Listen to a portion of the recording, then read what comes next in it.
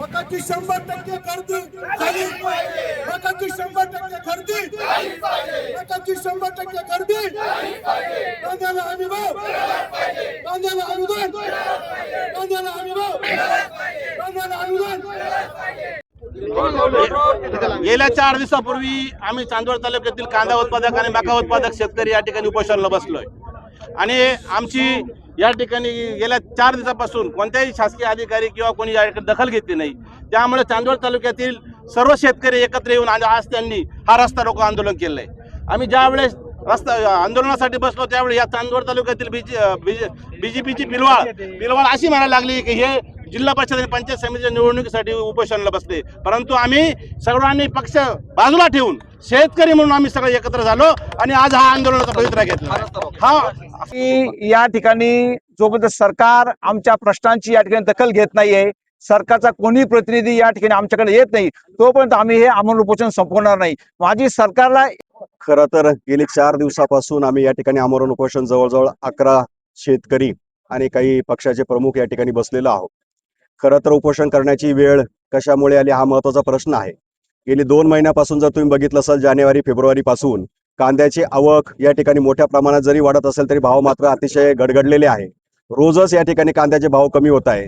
कालचा जर आपण बघितला तर काल जवळजवळ 650-700 रुपये या ठिकाणी भाव गेला आणि मागच्या 2 महिन्यापूर्वी कांदा 2000 रुपये जात होता किंवा 1700 रुपये जात होता आणि संपूर्ण जिल्ह्याची जर आकडेवारी बघितली जवळजवळ 80,000 क्विंटल 80 लाख क्विंटल कांद्याची आवक गेली 2 महिन्यात झाली आहे।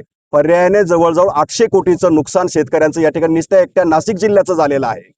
उत्पन्नाचा खर्चही निघत नाही। उत्पन्न साधारणतः 20 रुपये किलो कांदा या ठिकाणी उत्पन्नाला खर्च येतो आणि आज कांदा फक्त 600 रुपये 700 रुपये 6 रुपये किलोने या ठिकाणी विकला जातो। ही शेतकऱ्यांसाठी अतिशय गंभीर आणि चिंताजनक बाब आहे।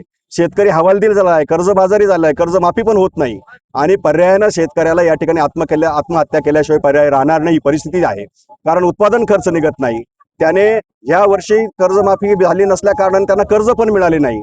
त्याने बायका मुलांचे डाग त्या ठिकाणी गहाण ठेवले, सावकाराकडनं कर्ज घेतले आणि आपला प्रपंच आपल्या त्या ठिकाणी शेती तयार केली आणि आज भाव मिळत नसल्यामुळे शेतकरी अतिशय हवालदिल झालेला आहे। अतिशय चिंताजनक परिस्थिती निर्माण झाली। जर सर्वसामान्य शेतकऱ्यांच्या घरात जाऊन बघा, त्यांना रडायला सुद्धा खऱ्या अर्थानं कुरळी पुसायला कोणी नाही, ही परिस्थिती निर्माण झाली। आमची मागणी एवढीच आहे की शासनानं या ठिकाणी खरेदी झालेल्या कांद्याला अनुदान द्यावं, त्या ठिकाणी मकाला अनुदान द्यावं, कारण ज्या दिवशी मकाची नोंदणी सुरू झाली त्या दिवशी मकाला भाव होता 2100 रुपये आणि आज जर बघितलं तर मकाला भाव आहे 1500 रुपये। नोंदणी केल्यानंतर सुद्धा शासन त्यांची खरेदी करत नाही। जवळजवळ चांदवड तालुक्यात जर उदाहरण घेतलं तर 2000 शेतकऱ्यांनी त्या ठिकाणी नाव नोंदवलेलं आहे आणि अवघ्या 400 शेतकऱ्यांची खरेदी झालेली आहे। शासनानं 1 महिना जरी मुदतवाढ दिलेली असेल तर 2 महिन्यात 400 शेतकरी झाले तर 1 महिन्यात अजून किती होतील? पर्यायानं 1000-1500 शेतकऱ्यांना त्या ठिकाणी वंचित राहावं लागेल। हे नुकसान त्या ठिकाणी शेतकऱ्यांचं शासनाने केलेलं आहे। त्यांनाही या ठिकाणी अनुदान मिळालं पाहिजे।